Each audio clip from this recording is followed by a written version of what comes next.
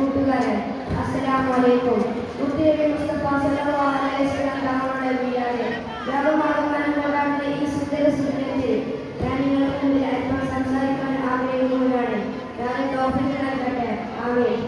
പരലോക വിശ്വാസത്തോടെ ദൈവത്തിന്റെ പ്രകാശം പൊഴിക്കുന്ന പൗർണമിയാണ് മുത്തുനബി സല്ലല്ലാഹു അലൈഹി വസല്ലം.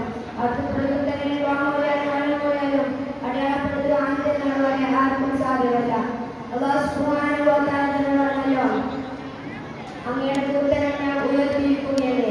അതെ, ആ ദൂതനെ ഉയർത്തൽ അസാധം തന്നെ. അവിടുത്തെ സ്മരിക്കപ്പെടാതെ സമയമില്ലെന്നതാണ് സത്യം. സ്വലാത്തിന്റെ സ്വരരാഗങ്ങൾ സദാ നബിക്ക് സമ്മാനിക്കപ്പെടുമ്പോൾ ഓരോ സെക്കൻഡിലും അവിടുത്തെ പുറത്താത്തതായില്ല. അത്രത്തോളം വലുതാണ് മുസ്ലിം ദൂതനങ്ങൾ. അതിൽ നിന്ന് ചെറുതാനാണ് നിങ്ങൾക്ക് മുമ്പിൽ വയ്ക്കുന്നു. വാക്കുകളിൽ ഗ്രാമം കൊടുക്കാം. പള്ളിയും കാമകൂട്ടിൽ ജയിച്ച കണ്ണിൽ കാണുന്നതിന് മുഴുവൻ ആരാധിക്കുന്നവരായിരുന്നു. ആറാം നൂറ്റാണ്ടിലെ അറേബ്യയിലല്ല, ഈ സമൂഹത്തിലേക്ക്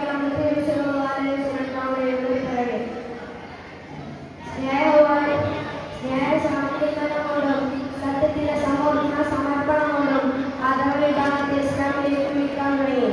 അതായത് ഏറ്റവും വലിയ വിദ്യ. പിറന്നത് പെൺകുഞ്ഞാണെന്ന് ജീവനോടെ കുറിച്ചു മൂടിയിരുന്ന ഒരു കാലം. പട്ടാളക്കാരുടെ മുമ്പിൽ 2 പെൺമക്കളെ വളർത്തി വലുതാക്കിയതിനെ പരലോകത്ത് പ്രതിഫലം മുമ്പാറാണെന്ന സന്ദേശം അറിയിച്ചു. സ്ത്രീകൾക്ക് സ്വന്തവകാശമെന്ന് പ്രഖ്യാപിച്ചു.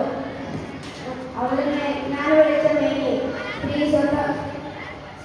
സ്ത്രീ സ്വതന്ത്രത്തിന്റെ വിത്തുകൾ മാറി വർഗവിവേചനത്തെ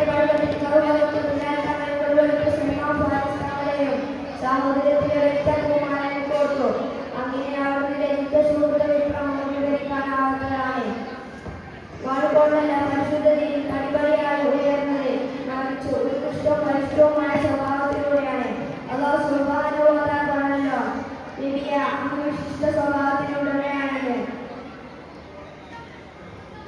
അവിടുത്തെ സഹന സാമീപ്യം കൊണ്ടും സ്നേഹവാഴ്ചകൊണ്ടും എത്ര പേരാണ് പരിശുദ്ധ ഇസ്ലാമിനെ കൂടിയത്.